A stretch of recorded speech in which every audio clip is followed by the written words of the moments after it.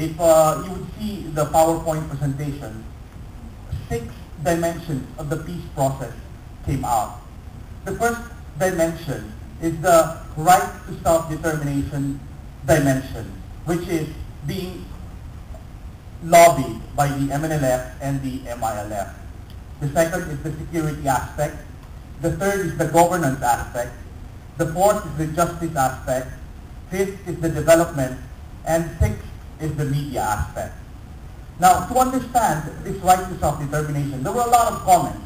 And we realized, based on this slide here, that the right to self-determination is kind of fluid, in that different moral sectors had different perceptions of the right to self-determination. And that 2 factors contribute to this, because the right to self-determination can be measured by, number 1, democracy. There's more democracy, and therefore there is the right to self-determination. On the other hand, there is more divine law, with God, with the Quran and the Hadith as the basis of governance. There's more self-determination. And therefore, if you ask the ulama, or rather some religious groups, they say that right to self-determination is simply purely implementing the rule of God, the Quran and the Hadith, period. If you'd ask some moral bureaucrats, you'd say, what is right to self-determination? They'd say, well, it's purely democracy, it's the free will of the people. But then, there must be an intersection to that. And that is what we hope that we could try to find out. What does most of the moral society look at the right to self-determination? How do they view that? These different sectors. And at the same time, if we look at it, in the government side, in all this spectrum of the right to self-determination, what kind of system of governance? Is it autonomy? Is it federalism? Is it associative governance that would allow this kind of right to self-determination?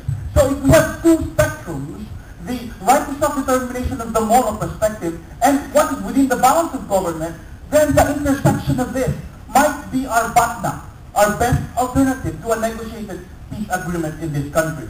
If we would look at this slide again, the red shows, the really red one here shows the 300 years of fighting that the Moro did, because they did not want to get converted and subjugated.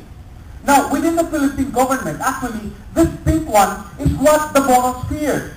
That although they might be living in a democracy, but they might lose their identity. They might not anymore be living an Islamic way of life. And therefore, there must be a win-win way in order to bring the Moros here, wherein there is democracy, and yet there is also an Islamic way of life. For example, the case of Malaysia. And therefore, the right to self-determination, founded on legitimate grievances such as injustice to sovereignty, identity, and integral development. The MNLF and the MILF was born. And they have legitimate grievances, otherwise the government will not be negotiating with them. And because of their existence, in 1993, the MNLF listed 40,000 firearms. The MILF, as publicly being said in the newspapers, has the power of 10,000 soldiers. Now, if you put that in one territory, so you have the MNLF and the MILF, naturally there will be a territory wherein there will be the AFP and the PNP. That is where they have control. However, the dangerous part is these red areas. These red areas will experience a problem of law enforcement. There will be no law enforcement in this area, and when there's no law enforcement, people would naturally arm themselves to protect themselves, their property and their family and their rights. And so when you have a lot of people arming themselves, they group together, they form political private armies. And when this political private armies form, well, sometimes it causes the destruction of governance, because those who have the most number of guns will naturally win. And at the same time, it causes a problem with law enforcement, because in these red areas where there is absolutely no law enforcement, and believe me, there's a lot of these places in Sulu, then the ASG can thrive, the drug syndicates can thrive, the kidnappers can thrive. But to address this, we must address the whole system. We could not address the ASG, the kidnappers, and the drug syndicates in isolation. And furthermore, with regard to the media, Ma'am Reza, when we see these red aspects, we see that there's no law enforcement. the media could only criticize bad elements once, because the next time they would criticize, they might be kidnapped, they might be killed, or they might be harassed to silence. And so, with this system's analysis of the situation, we can see that in order for us to intervene, we could not intervene with the problem independently of each other. It must be systemic, it must be collaborative, and it must address all the sectors. So going back again to this 6-point agenda, so you see that there's the right to self-determination from legitimate grievances, and then there's the security aspect. In the security aspect, there are 3 things to remember. First is that the human rights abuses must be addressed. Second, the internally displaced persons must be addressed. And third, as what my colleague Attorney Badiri had mentioned, the irony in ending dissonance is actually demilitarization. But we can never demilitarize if we do not address the concept of the right to self-determination. So again, it raises a sine qua non issue. We must address the political situation. As regards to the governance, again, we could not resolve corruption. There's a lot of call for electoral reform. The Young Moro Professionals admit that the Moros are part of the problem. But however, this corruption cannot be addressed in isolation. We must also address the issue about the loose firearms, about the private army, and the other justices.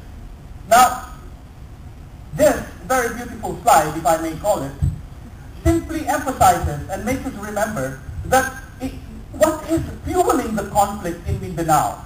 It is this 6 dimensions.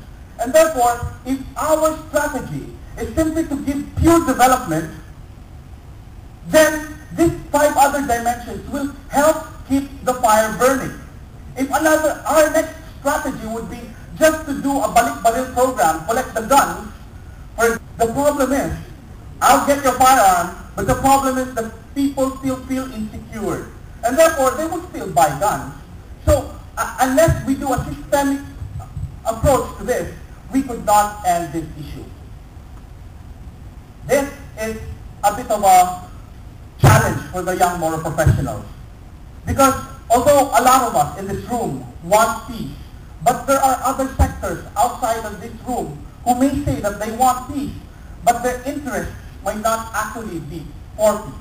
Those are those who benefit from the conflict, those who need conflict to exist, like the lawless elements, kidnappers. They need conflict in Mindanao to stay there.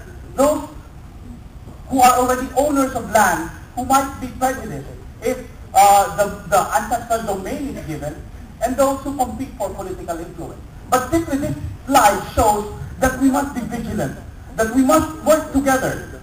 Alhamdulillah, we could see U.S. President Obama as one of the forces for change there. And we believe that together, with our perseverance and with our vigilance, we could make changes and we could overcome it.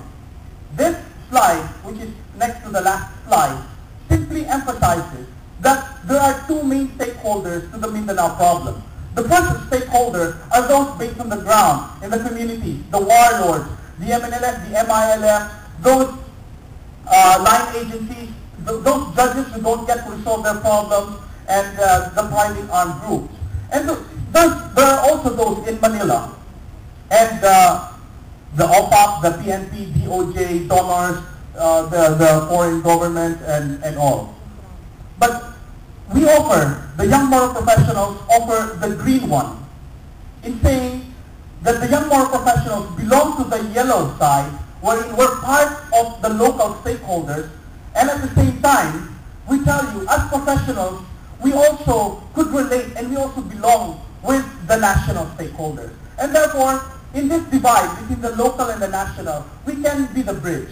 We can be the catalyst for dialogue, because essentially there is mistrust, essentially there are conflicting interests, but who else could easily tell a warlord to stop being a warlord if not his son, if not his nephew, or those already within the system?